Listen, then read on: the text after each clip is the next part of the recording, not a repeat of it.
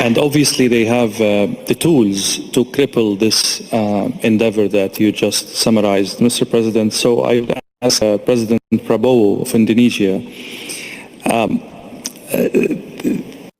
Indonesia has always walked a fine line, has always, as you mentioned in your speech, been a non-aligned state. But as the world becomes more and more complicated,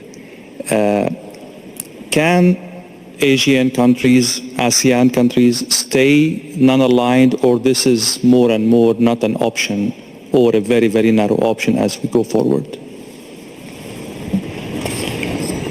Thank you. I think, in my opinion, it's not easy, but it's a line that we are determined to maintain.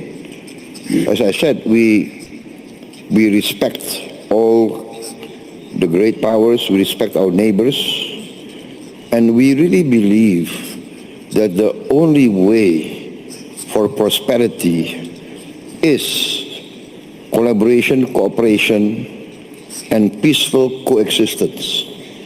And this is what we try to achieve. So we want to maintain good relations, and we try to convince all parties that the only way forward in this planet is getting smaller. We cannot afford rivalry that is going nowhere, especially if it goes into confrontation. So no, I'm convinced that we have to maintain this path of non-alignment. Mr. President, you were shaking your head when we were exchanging this question. What are your thoughts on, bringing adversaries to the table? Does it require, is defeat a prerequisite for dialogue, or we can, bypass this phase and go to dialogue? And there are so many crises in the world that cannot afford a victorious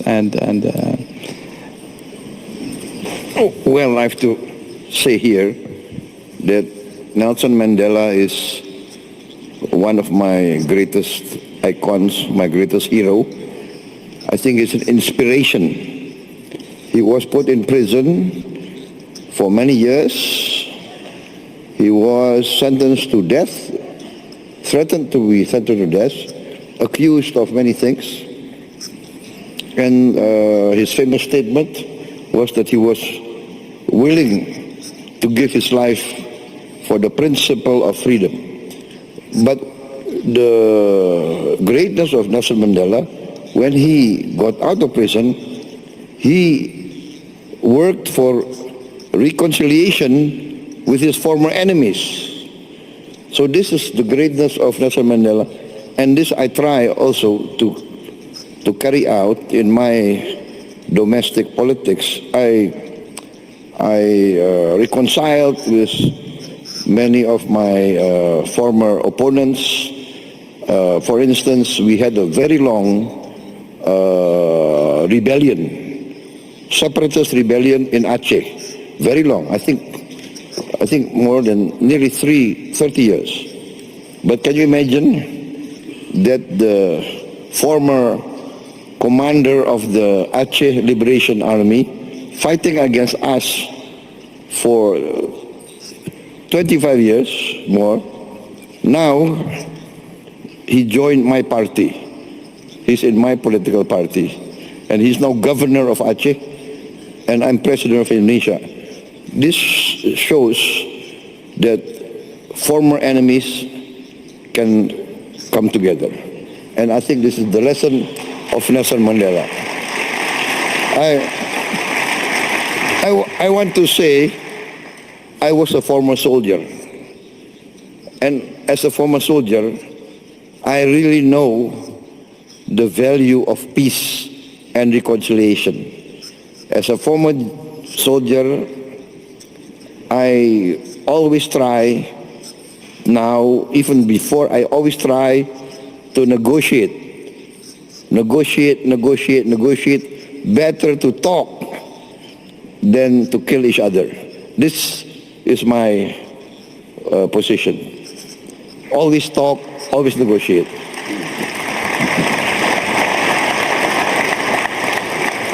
Indonesia, Bahrain, and South Africa are three countries actively deepening relationship with Russia. From what I understood, this conflict, unfortunately, and I hope I'm wrong, might go longer, might go for long. How are you planning to mitigate the fallout of this conflict in terms of secondary sanctions, in terms of political reputation in the world, in terms of pressure coming from your other allies? This is a very, very complicated situation. You don't want to be in any way, but that's reality. I will start with you, Mr. President.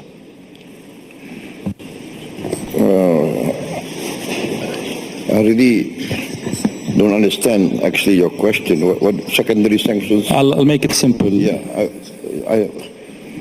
for Indonesia, we are very clear that we have always been on the line. In the Ukrainian situation, I think 2 years ago, we proposed immediate ceasefire in place. And I think at that time, the reaction from the Russian side was quite open, was quite positive, in fact. But the reaction from the Western governments, I have to be fair, not all Western governments, but many Western media virulently attacked my proposal. They said that I was proposing the peace of the cemetery. That was what many of these Western journalists accused me of. So we would always propose a peaceful solution. And at that time I reminded everybody that even in Korea now, North Korea and South Korea, there's a demilitarized zone supervised by the United Nations. The war in Korea is officially not yet over, but there's a peaceful condition. So that was what we proposed, like to save the people of Ukraine on all sides, people of the Russian-speaking areas, just to save them, a secession in place. That was we are far from the place, but we want to promote a peaceful solution. So I don't understand who's going to give sanctions to us.